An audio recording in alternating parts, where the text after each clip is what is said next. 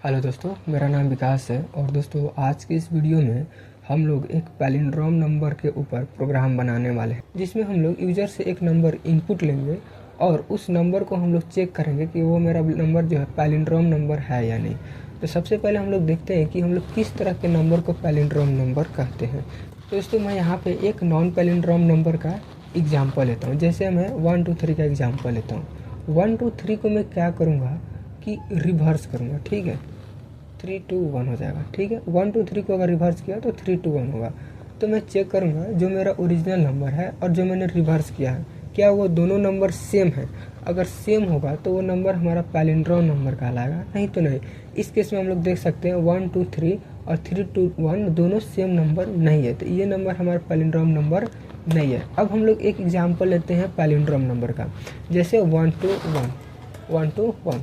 अगर मैं 1 2 1 को रिवर्स करूं तो मेरा रिवर्स नंबर जो है वो भी आएगा 1 2 1। तो मैं यहाँ पे चेक करूँगा क्या मैंने जो ओरिजिनल नंबर लिया था और जो मैंने नंबर को रिवर्स किया है दोनों सेम है। अगर सेम है तो मैं बोलूँगा कि पैलिंड्रोम नंबर है। जैसे कि इस केस में मेरा ओरिजिनल नंबर और मेरा रिवर्स किया हुआ नंबर दोनों सेम है, तो ये नंबर हमारा पैलिंड्रोम नंबर कहलाएगा। अब हम लोग देखते हैं कि इस चीज़ को हम लोग कैसे अचीव कर सकते हैं। तो मैं फिर से एग्जांपल लेता हूँ 2 3 4 को। 2 3 4 को सबसे पहले तो मुझे रिवर्स करना होगा और रिवर्स करने के बाद मुझे चेक करना होगा कि दोनों बराबर है कि नहीं। तो मैं रिवर्स कैसे कर सकता हूँ, तो मैं क्या करूँगा, ओरिजिनल नंबर को मैं 1 बाय 1 रीड करूँगा लास्ट से, और एक एक को मैं एक दूसरे वेरिएबल में रखूँगा। जैसे मैं इस ओरिजिनल नंबर से मैं 4 को रीड करूँगा, तो 4 को रीड कर लिया। ठीक है, अब 4 को रीड कर लिया है तो अगले स्टेप में मैं क्या करूँगा, ओरिजिनल नंबर से लास्ट डिजिट को हटाऊँगा और फिर से लास्ट डिजिट को मैं रीड करूँगा। तो अब जो है इस ओरिजिनल नंबर में लास्ट डिजिट जो है 3 है, तो मैं क्या करूँगा, 3 को रीड करूँगा और जो मेरा सम नाम का वेरिएबल है उसमें मैं 3 को ऐसे कुछ ऐड करूँगा। अब मेरा ओरिजिनल नंबर से मैं क्या करूँगा, 3 को रिमूव करूँगा। अब जो मेरा ओरिजिनल नंबर है वो है 2। अब इसमें से मैं क्या करूँगा, लास्ट डिजिट को रीड करूँगा और इस दूसरे वाले वेरिएबल में इसको ऐड कर दूँगा। और मैं क्या करूँगा, यहाँ से ओरिजिनल नंबर से लास्ट डिजिट को रिमूव करूँगा। अब चूँकि ये मेरा अब नंबर जो है 0 हो चुका है, तो मुझे पता चल जाएगा कि मैंने पूरे नंबर को रीड कर लिया है। ठीक है, और वो मेरा नंबर रिवर्स भी हो चुका है। अब मैं इसको बाद में चेक कर लूँगा, ठीक है, कि दोनों बराबर है कि नहीं। तो अब हम लोग देखते हैं कि ये जो है हम लोग रिवर्स कैसे कर सकते हैं। ठीक है ना।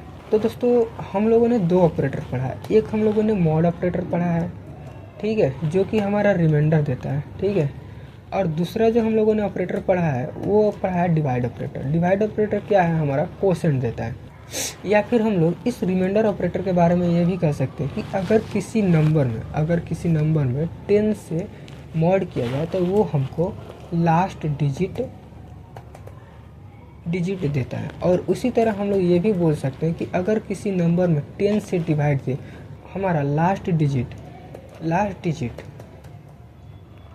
रिमूव होता है। ठीक है, जैसे मैं यहाँ पे एक एग्जांपल लेता हूँ 2 3 4 का।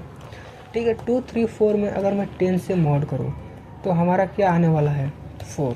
और इसी तरह मैं 2 3 4 में अगर 10 से डिवाइड दूँ तो मेरा रिजल्ट आने वाला है 2 3। ठीक है, तो मैं क्या करूँगा, इसी स्टेप को मैं क्या करने वाला हूँ, रिपीट करने वाला। यहाँ पे मैं क्या करूँगा, लास्ट डिजिट रिट्रीव करूँगा, जो मेरा रिजल्ट आएगा उसको मैं एक दूसरे वेरिएबल के अंदर ऐड करूँगा और अगले स्टेप में क्या करूँगा, मैं रिमूव कर दूँगा लास्ट डिजिट। फिर से मैं वही काम करूँगा, लास्ट डिजिट लूँगा, ऐड कर दूँगा और क्या करूँगा, मैं फिर से लास्ट डिजिट रिमूव करूँगा। अब हम लोग इसको प्रोग्रामेटिकली देखते हैं कि कैसे कर सकते हैं। तो मैं यहाँ पे लिखूँगा हैश इंक्लूड stdio.h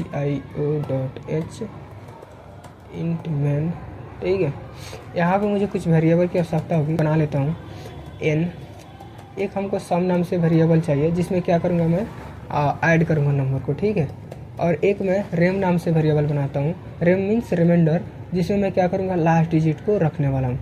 ठीक है, अभी फ़िलहाल मैं 3 वेरिएबल बनाता हूँ, आगे जैसे जैसे ज़रूरत पड़ेगा मैं वेरिएबल यहाँ पे बनाऊँगा। तो यहाँ पे मैं यूज़र को सबसे पहले एक मैसेज दिखाऊँगा कि आप एक नंबर इनपुट करें। तो लिखूँगा printf इंटर अ नंबर। ठीक है, और इस नंबर को मैं रीड करूँगा इन के अंदर, ठीक है ना। लिखूँगा एड्रेस ऑफ n। अब मुझे चूँकि प्रोसेस को रिपीट करना है तो मैं वाइल लूप का यूज करूँगा, क्योंकि इस प्रोग्राम के लिए हमारा वाइल लूप जो है सबसे सूटेबल है, ठीक है। तो मैं यहाँ पे लिखूँगा n जब तक 0 से बड़ा है तब तक आप ये प्रोसेस रिपीट करें। जैसे कि आप लोग यहाँ पे देख रहे थे कि मैं एक एक डिजिट यहाँ पे रिमूव कर रहा था, और रिमूव करते करते क्या हो रहा था कि मेरा लास्ट में नंबर जो है 0 हो जा रहा था, ठीक है ना। तो मैं यहाँ पे इससे कंडीशन दिया। सबसे पहले मैं क्या कर रहा था कि लास्ट डिजिट को रिट्रीव कर रहा था, तो उसके लिए मुझे क्या करना होगा, इन में 10 से मॉड करना होगा। यहाँ पे क्या होगा, जैसे मैं 2 3 4 है, अगर इसमें मैं 10 से मॉड करूँ, ठीक है, तो मेरा क्या आएगा, यहाँ पे आएगा मेरा 4, ठीक।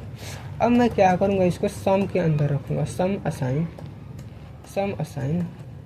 सम इंटू 10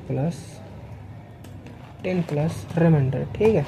ये स्टेप लिखूँगा। ये स्टेप मैंने इसलिए किया कि पहली बार सम के अंदर मेरा क्या रहेगा, 0 इंटू 10 प्लस रिमाइंडर मतलब 4, ठीक है।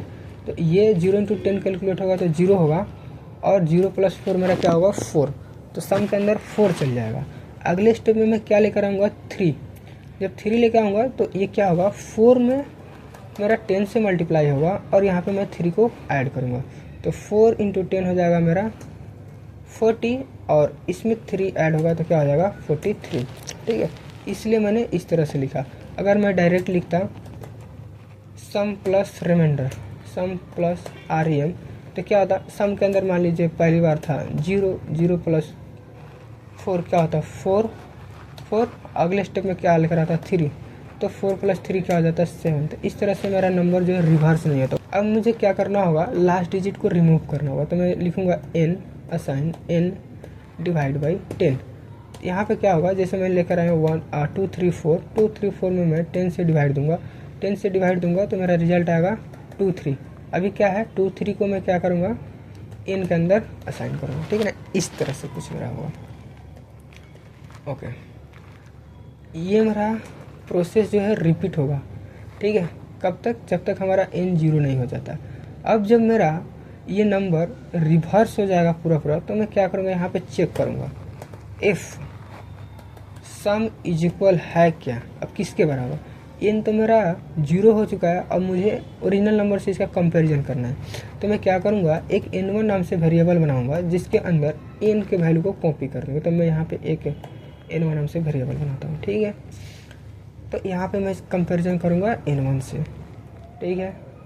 अब यहाँ पे चेक करूँगा if sum is equal n1, sum n1 के बराबर है, तो मैं बोलूँगा percentage d is a palindrome number, और यहाँ पे मैं क्या करूँगा, n1 के वैल्यू को दिखाऊँगा। एल्स में क्या बोलूँगा मैं, else percentage d is not a palindrome number, ठीक है। और यहाँ पे एक होता है, तो इस तरह से होगा। तो अब हम लोग इस प्रोग्राम को कंपाइल एंड रन करके बताता हूँ। तो मैं इसको सेव करता हूँ, ठीक है। सेव कर लिया, कंपाइल और रन भी हो चुका है। अब मैं यहाँ पे 1 2 3 देता हूँ, ठीक है।